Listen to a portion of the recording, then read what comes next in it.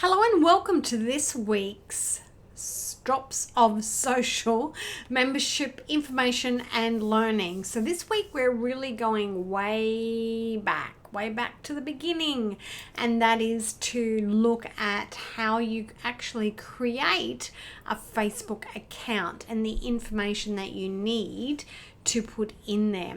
So obviously we need to go to Facebook, which is facebook.com.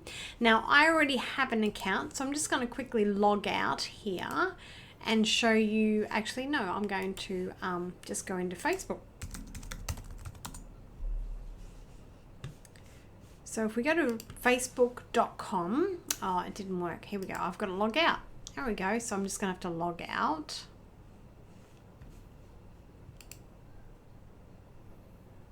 And this is what Facebook looks like in the beginning. Obviously, you won't have any recent logins because you haven't logged in before. So you need to create a new account. So I'm not going to create one because I already have one. So obviously, I'm presuming that you already have an account. So it's that simple. Now we just need to make sure that we put the right password in here so we can get going. Oh, okay. Hang on a minute.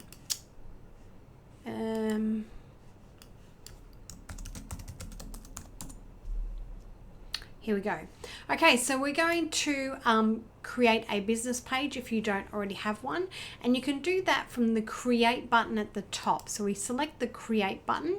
You'll also see we have other opportunities here to create an ad, create a group, an event, a marketplace listing, and a fundraiser. So we're going to create a page for our business. Now we have two options here, business or brand, or community or public figure. And most of us are going to use business or brand. We need to name our page, and I'm not going to create this again, but you need to have a category as well. So type a word that best relates to your category. And I don't think we will have essential oils, but let's have a look. We've got aromatherapy. Local business, if you're a massage therapist, we got massage. So you can see how this prompts down. You may not get the actual business that you want, like your category, but pick something that is quite close and similar to that, and name your page your business name, or your business name if you have one registered, or your name if you don't, and then we can always come back and look at that. So you need to obviously put your address in and your state and your phone number, and then Google will actually go through the next step and create the page for you. So if you don't want your address shown, you can just click this button here where it says don't show my address.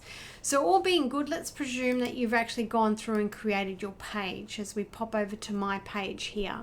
Now there's what we call real estate. You will have no timeline image or video here, and you won't have any profile picture. So let's look at how we do that.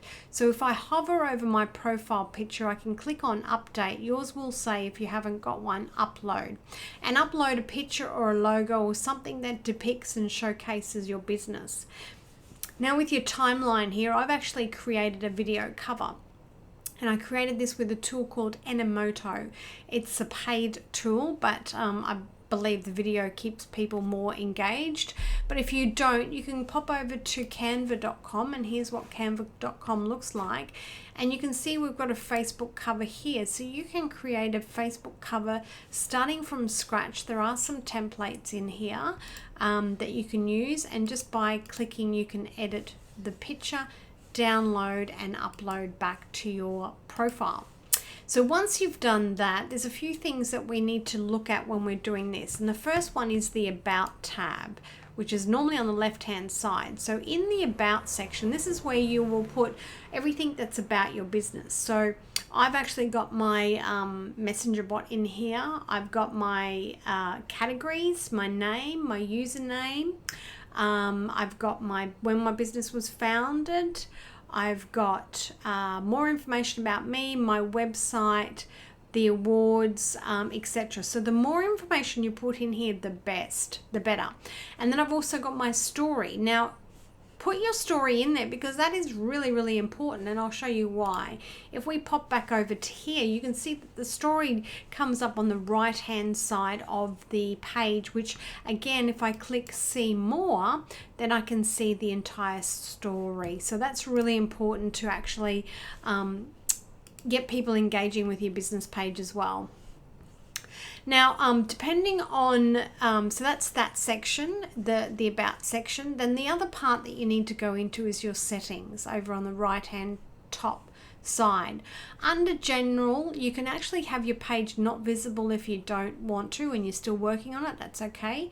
The next one, you need to have your page verified. If it's not verified, then Facebook won't actually rank it. Doesn't rank it anyway, but at least we'd have a better chance. You can choose what people are actually on, visitors, what they can post. Post stories is on.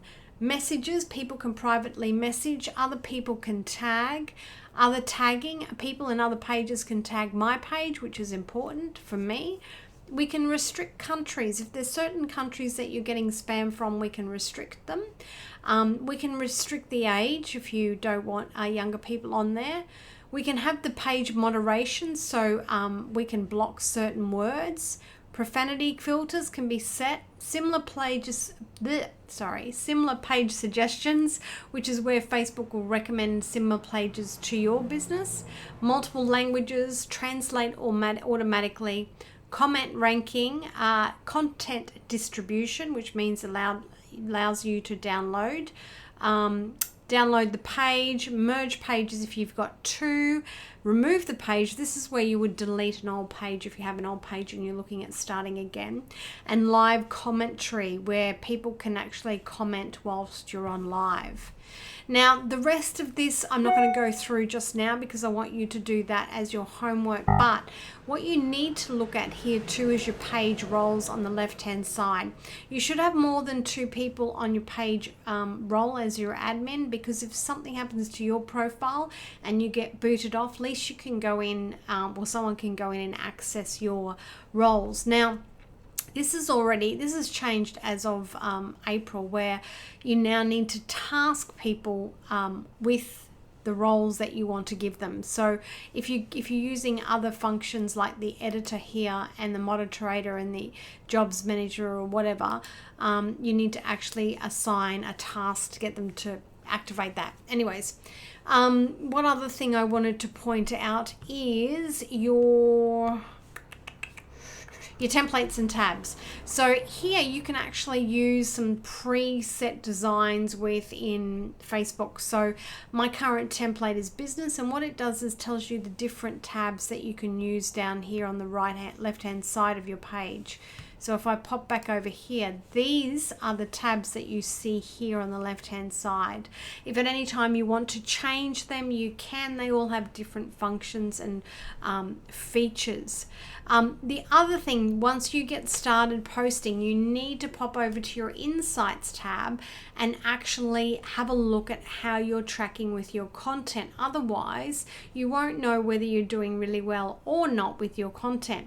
Now, a little hack I'll tell you here, if you scroll down, you've got here pages to watch. So if you actually wanted to follow your competitor and see how they're tracking, you can actually add your competitors' pages in here, and you can see which posts they're doing really well, or you can remove pages. So guys, this is Basic 101. I don't want to go into the details too much of everything else that's in here because you'll get somewhat overwhelmed. But your homework is to make sure that your About section is created and filled in, to make sure that you've got a timeline cover, a profile cover, and your story section here is on. And yeah, if you have any questions about that, I know it's a real basic one, but sometimes we're going to start at the beginning. Also, go back and make sure you've worked out a strategy for your Facebook posting this week as well, because the next one is what you're going to post and how you're going to engage. So thanks for joining me. Have a great day. Bye for now.